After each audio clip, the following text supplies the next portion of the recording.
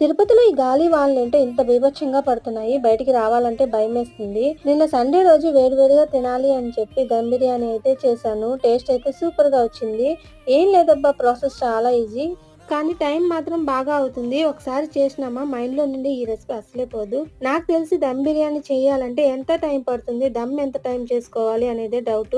Process అంతా అన్ని బిర్యానీ లాగే చేసుకోవాలి. చికెన్ ని మసాలాలన్నీ వేసి 1 గంట పాటు నానబెట్టుకోవాలి. ఆ చికెన్ ని 50% ఆయిల్ లో వేసి ఉడికించుకోవాలి. ఇంకో గిన్నెలో వాటర్ పోసి సేమ్ మసాలాలు వేసి సాల్ట్ అనేది కరెక్ట్ గా అయితే సరిపోవాలి వాటర్ కి.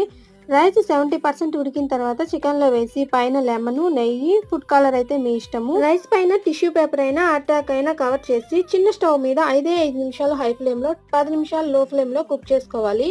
అంతే, దమ్ రెడీ. బిర్యానీ ఏంటో గానీ 2 గంటల వీడియోని 1 మినిట్ షార్ట్ చేయాలి అంటే ఎంత కష్టమబ్బా స్వామి.